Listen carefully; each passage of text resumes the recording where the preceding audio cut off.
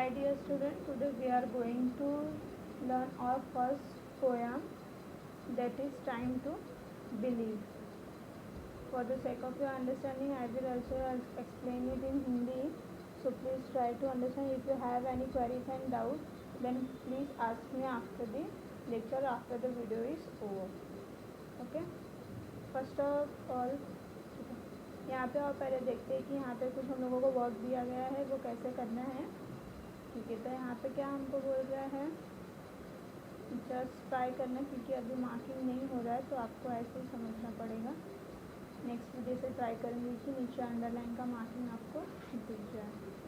Question number first, thing choose and fill up the label with sunrise symbolize jewellery, art, hope, worth, anger, new opportunity. Okay, देखो यहाँ पे क्या हमको बोल रहा है कि thing choose and fill up the label with what a sunrise सिम्बॉलाइज.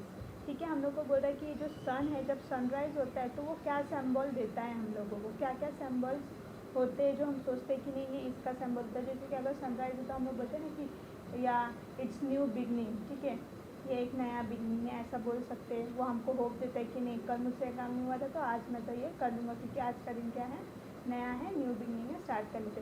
तो ऐसे आपको इसमें से क्या करने हैं, वर्ड्स दिए हैं, ये देखो, jewellery, art, hope, birth, anger, new opportunity, good manner, inspiration. तो वो आपको इसमें क्या करना है, फिल करना है. और यहाँ पे आपको सेकंड देखो क्या दिया है, बोल रहा है एक्रोस्टिक इज अ पोयम और write up with the first letter of each line from the word when it is real vertical, read in vertical. बोल रहा है कि हम लोग जब इसको वर्टिकल में रीड करेंगे तब हमको क्या होना चाहिए, एक एक्रोस्टिक वर्ड बनना चाहिए.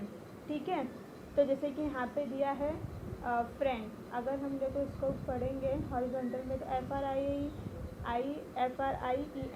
फ्रेंड हो रहा है, बट फ्रेंड को क्या है यहाँ पे फुल जो फर्स्ट लेटर है उसको अगर हम देख रहे हैं तो फ्रेंड बन रहा है, लेकिन उसको क्या किया, एक्रोस्टिक किया है. That means faithful, reliable, inspiring, encouraging, noble, dedicated. ठीक है, तो ये हम लोगों को एक एग्जाम्पल करके दिया है. अब क्या करना है, with your benchmate group complete.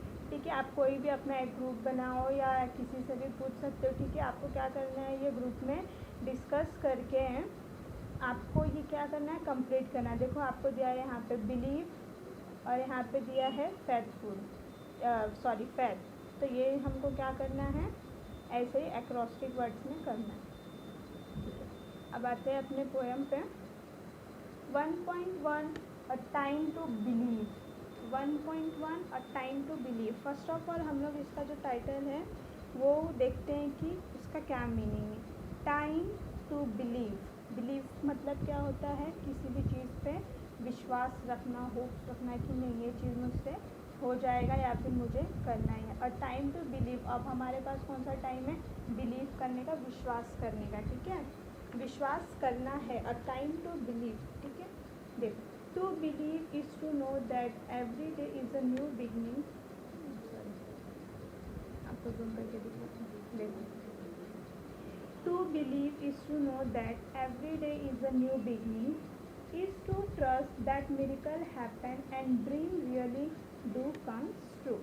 तो यहाँ पे क्या बोल रहा है, हमको क्या करना है, टू बिलीव, हमको बिलीव करना है, मतलब कि विश्वास रखना है किसमें, इज़ टू नो दैट, कि हमको ये पता है, every day is a new beginning, हर एक दिन क्या होता है, न्यू बिगनिंग होता है, न्यू स्टार्टअप होता है. हर दिन क्या होता है, हर रोज़ लोगों की नई शुरुआत होती है. हमको ये विश्वास करना है, और विश्वास है और पता है कि हर दिन क्या होता है, न्यू होता है.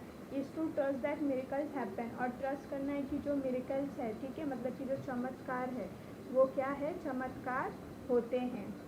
And dreams really comes true, और जो हमारा ड्रीम है, ठीक है, हमारे सपने हैं, वो भी क्या होते हैं, सच हो जाते हैं. अगर हमको क्या है, टू बिलीव है, अगर हमको किसी चीज़ पे बिलीव है तो हमारा वो ड्रीम भी क्या होगा, एक ऐसा मिरेकल होगा कि हमारा वो ड्रीम भी क्या होगा, टाइम भले ही लगेगा लेकिन वो कंप्लीट ज़रूर हो जाएगा. अगर हमको उस चीज़ पे क्या है, बिलीव है, अपने टाइम पे विश्वास है तो.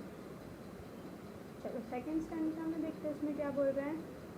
To believe is to see angels dancing among the clouds, to know the wonder of the stardust and the wisdom of the man in the moon, sorry sky यहाँ पे हम लोग इंग्लिश पढ़े थे, ठीक है।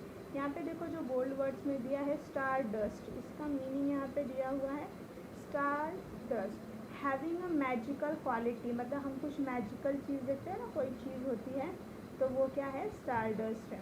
देखो यहाँ पे तो सेकंड स्टैंजा में क्या बोल रहा है, to believe is to see angel dancing among the cloud, हम लोगों को विश्वास करना है कि जो एंजल्स होते हैं हम उनको भी देख सकते हैं, मतलब कि एंजल मतलब जो फरिश्ते होते हैं, ठीक है।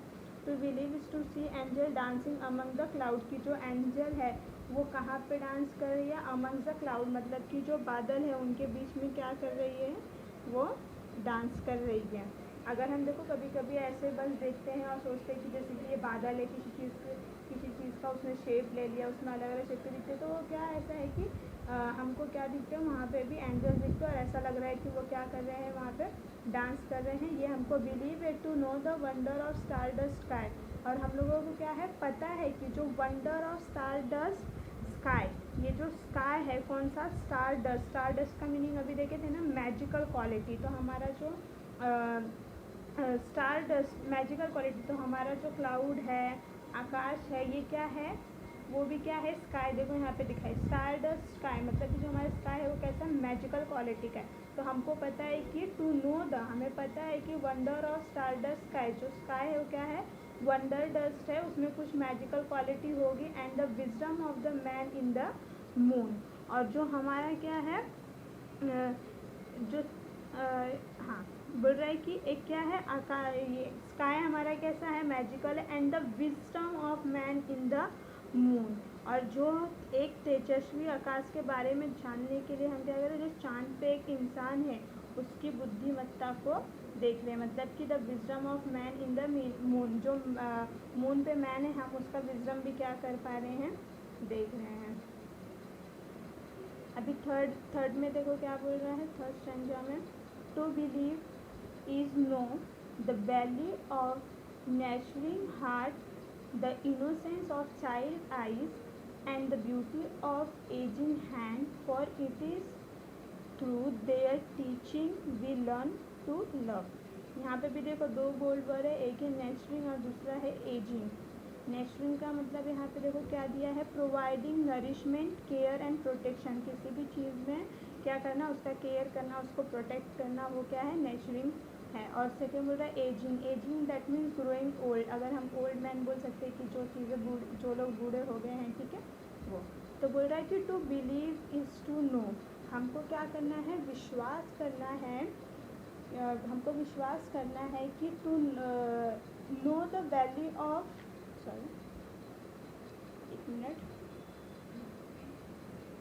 यहाँ पे क्या था, to believe is to know the value of nurturing heart, बोल रहा है कि हमको विश्वास करना है कि जो हमारा क्या है, no the value of nurturing heart, मतलब कि जो केयर, देखो नेचर का मीनिंग ये था ना केयर और प्रोटेक्ट करने वाला, तो जो हमारा देखभाल केयर करने वाला है दिल है, उसकी क्या करना है हमको, उसका जो वैल्यू है उसको मतलब कि कदर करना, to know the value of nurturing heart, जो हमारा प्रोटेक्टिंग हार्ट है, केयरिंग हार्ट है, उसकी वैल्यू समझना है।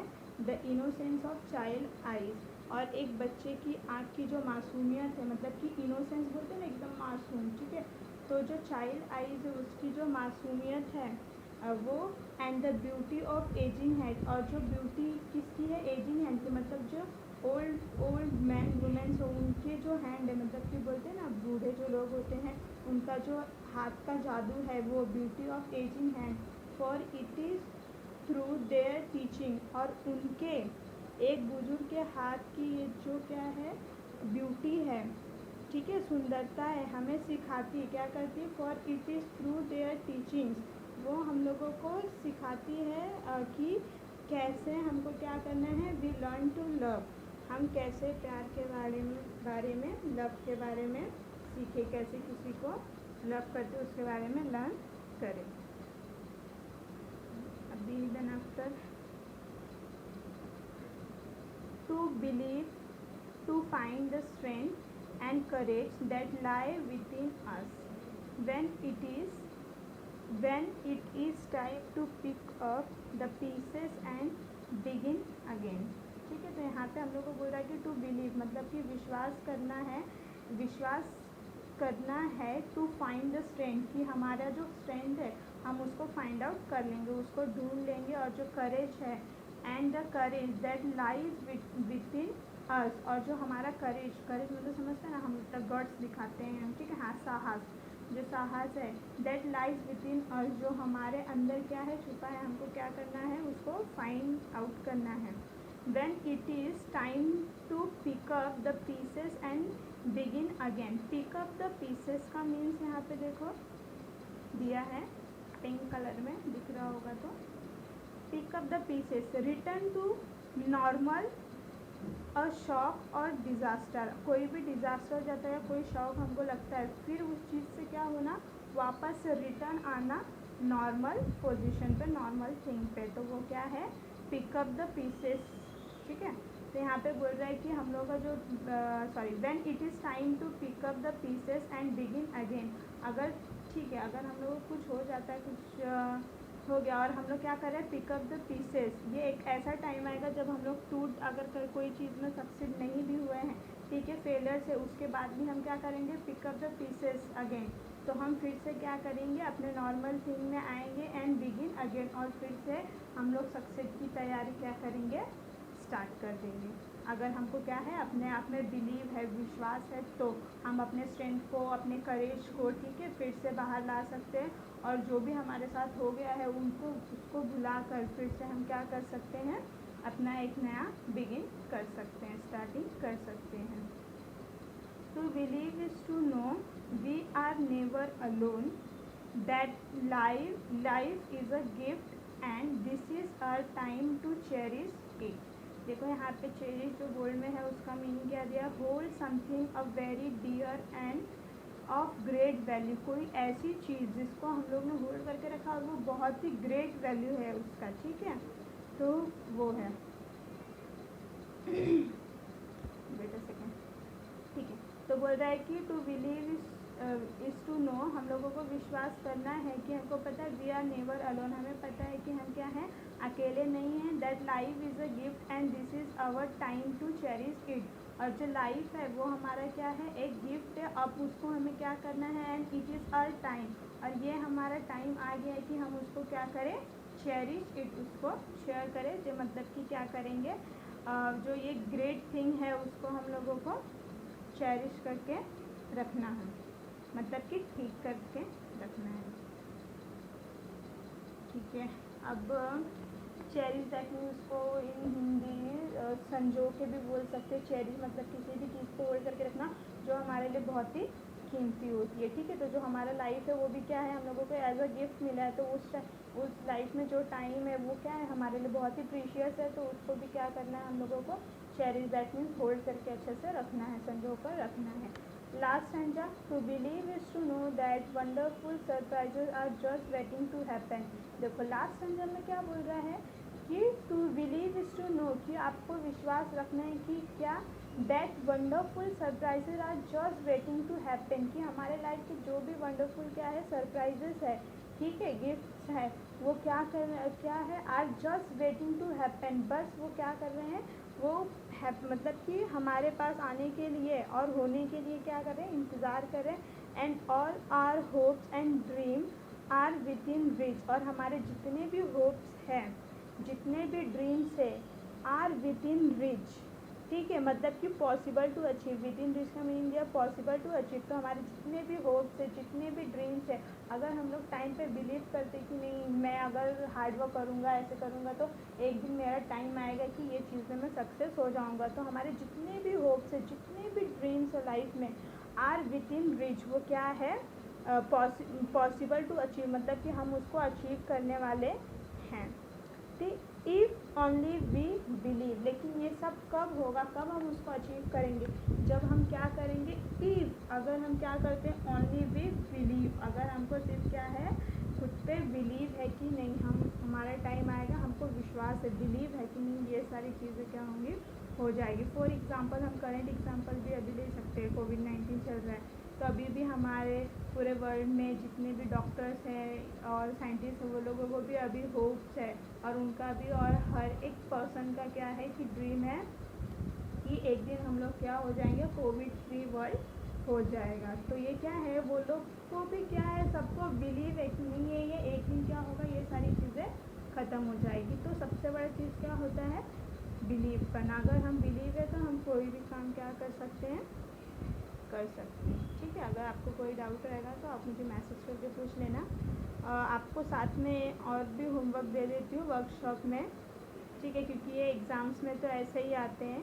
देखो ये बहुत ही क्या है, rearrange the letter to make meaningful word acquiring the poem. ठीक है, अभी हम लोगों को ये वर्ड्स को क्या करना है, रीअरेंज करना है। मतलब कि ये अच्छे से अरेंज नहीं है, इसको फिर से अरेंज करना है, हर एक लेटर को रीअरेंज द लेटर्स। ठीक है, ये जो सपोज यहाँ पे एक दिया है ना, CLERMIS, ये हम लोगों को क्या करना है, इसका मीनिंगफुल वर्ड हम लोगों को बनाना है एक्वायरिंग इन द पोएम, जो कि पोएम में ऑलरेडी क्या हुआ है, आया हुआ है। ठीक है, तो पोएम में से क्या करना है, फाइंड आउट करना है और इसको रीअरेंज करना है। हर एक जो वर्ड है उसमें जो लेटर्स है वो आगे पीछे है, तो हमको क्या करना है, उसको रीअरेंज करके लिखना है।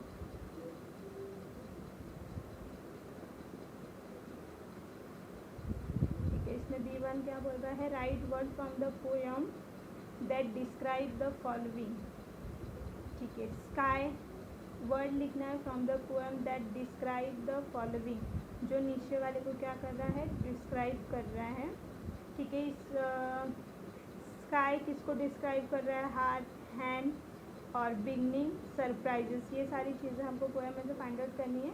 मैं इसको आपको जो भी वर्कशॉप है बाद में और भी अच्छे से बता दूँगी। फ़िलहाल आपको क्या करना है, अभी अगर कोई डाउट है तो उसको क्लियर कर लेना और आपको ये पोएम को लर्न करना है, मैं मैसेज कर दूँगी। ठीक है, ओके, थैंक यू।